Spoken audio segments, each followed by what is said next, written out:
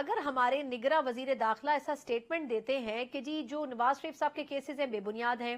اور جو P T I chairman ہیں وہ عدالتوں کے لاڈلے ہیں، پہلے تو نگراں سیٹ اپ نیوٹرل ہونا چاہیے، بھلے ان کی افیلیشن رہی ہو ماضی میں نون کے ساتھ، لیکن کیا ایسے سٹیٹمنٹس آلریڈی جو کنٹروورشل بظاہر ہو رہی ہے نون لیگ لیول پلینگ فیلڈ کے الزامات سے، وہ اور کنٹروورشل نہیں ہو جائے گی کہ اگر میاں صاحب ویسے بھی ان کیسز سے ان کی جان چھوٹتی ہے تو ایک اور بڑا کوسچن مارک بن جائے گا کہ جی ان کو ریلیف دیا گیا ہے، حالانکہ ریالٹی میں ایسا نہ ہوا ہو؟ میں پہلے بات آپ کو کر دوں کہ نیب کی تحقیقات دیکھیں، جی سپریم کورٹ نے ابھی ایک فیصلہ دیا 190 ملین پاؤنڈ کا، اور انہوں نے کہا کہ ہم چونکہ نیب تحقیقات کر رہا ہے ہم اس کے اوپر کوئی ریمارکس نہیں دیتے ٹھیک اور سائیڈ پہ ہوگی۔ اس وقت سپریم کورٹ نے سب چیزیں قابو کر لی، ہائی کورٹ کے جج کا کردار بھی خود لے لیا کہ مانیٹرنگ بھی ہم کریں گے۔ تو یہ فرق ہے کہ جس کیس میں نیب تحقیقات کر رہا ہے وہ کرے گا، سائفر میں اگر نیب کے پاس جا رہے ہیں، توشہ خانہ میں اگر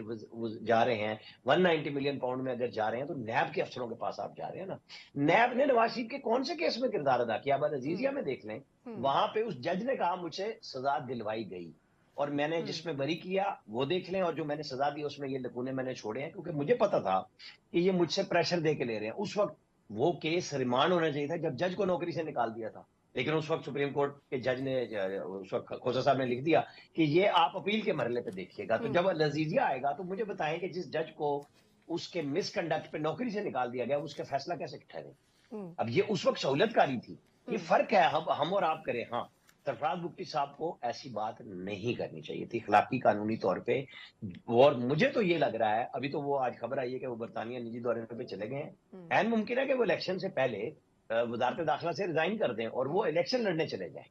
اور نون یہ لیگ بھی میں ممکن ہے۔ شامل ہو اب وہ جائے۔ بی اے پی سے لڑیں گے یا نون سے لڑیں گے یہ ابھی پتہ چلے گا، بالکل ٹھیک، بالکل لیکن ٹھیک۔ میرے پاس ایسی اطلاعات ہیں کہ وہ الیکشن بھی لڑ سکتے ہیں۔ کیسز اپنی جگہ، لیکن آپ کو بظاہر لگتا ہے کہ جس طرح آج اسلام آباد ہائی کورٹ نے ایک ریمارکس دیے کہ جی یہ جو نیب تحقیقات کر رہا تھا اور جو چارج شیٹ فریم کی گئی تھی نواز شریف صاحب کے خلاف، اس میں تو کوئی صداقت ہی نہیں تھی یا وہ صحیح انداز میں نہیں کی گئی تھی، تو وہ جو 10 والیومز بنائے گئے تھے زخیم سے، سر وہ کس بنا پہ کیے گئے تھے اور وہ ساری جو انویسٹیگیشن تھی پھر وہ کہاں سٹینڈ کرتی ہے؟ آپ کو ایک بات بتاؤں، جو کہانیاں والیومز کے حوالے سے اس میڈیا میں فیڈ کی گئی تھی، بات نہیں کرنے دی جاتی تھی اور غدار بنایا گیا تھا سابق وزیر اعظم کو، اور وہ اب بیچ چوراہے میں پھوٹ رہی ہے۔ جو بہت ہم مذاق بھی اڑاتے ہیں کہ جس کے وکیل بنتے ہیں خواجہ حارث اس کو سزا کرا دیتے ہیں۔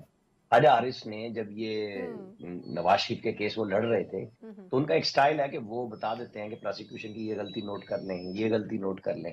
انہوں نے وہ کام نہیں کیا جو اس وقت عمران خان صاحب کے سائفر کیس میں